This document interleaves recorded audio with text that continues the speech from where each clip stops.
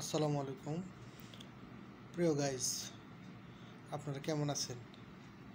তো রোজার দিন কি করব, বসে রয়েছি, কিন্তু মনের মধ্যে একটা শূন্যতা কাজ করে। গার্লফ্রেন্ড নাই। সবাই তো সব কিছু আছে, কিন্তু আমার তো আসলে গার্লফ্রেন্ড নাই। সেই সময় ডেকে দেওয়ার লোক নাই। কেডা ডেকে দিব?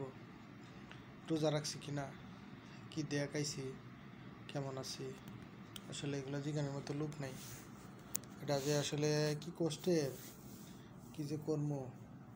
আমার বন্ধুরা সবাই প্রেম করে, আমি প্রেম করি না। আমার আসলে কারোর সাথে প্রেম হয় না, কারণ আমি তো কালা মানুষ। কালা, আমার চেহারা ছবি দেখেন কি কালা। কিন্তু পরিশেষে মেয়ে তো পটাইতে হবে, কিন্তু আমি মেয়ে পটাইতে গেলে মেয়েরা আমার পছন্দ করে না, আমি নাকি কালা। তো মেয়ে পটানোর জন্য আসলে খালি কামড়ায়, শয়তানে কামড়ায় আমারে। আর মেয়ে খুঁজন কই, খুঁজতে খুঁজতে কোথাও পাই না। ফেসবুক ঘাটাঘুটি করতে করতে কাজ হয় না। মেয়েদের গুডাউন, মহিলা কলেজ গেছি, মহিলা স্কুল গেছি, গার্লস স্কুলের সামনে যাইছি, কিন্তু ওইখানে কোনো পাত্তা দেয় না আমার। তো ফেসবুকে এক মেয়ে পাইছি। মেয়েটা আসলে বলতে গেলে আমার ভিতর থেকে একটা কষ্ট আইতেছে।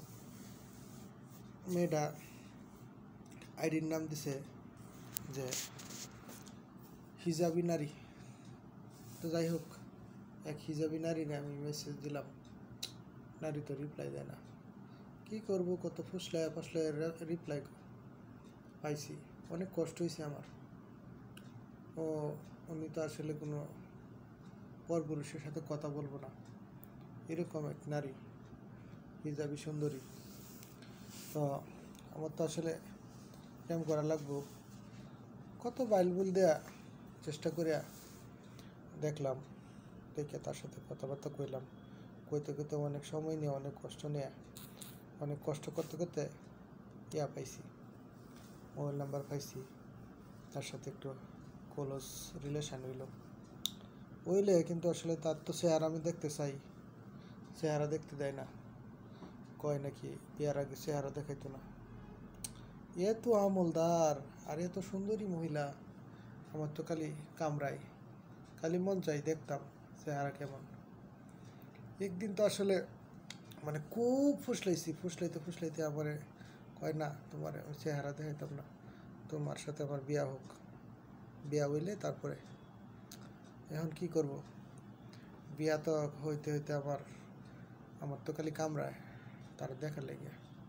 এখন তারে আমি যে বলতে বলতে আমি অনেক অনেক বায়না ধরে অনেক কিছু করে তার চেহারা দেখবো, মুখ দেখবো, কিন্তু পারি না।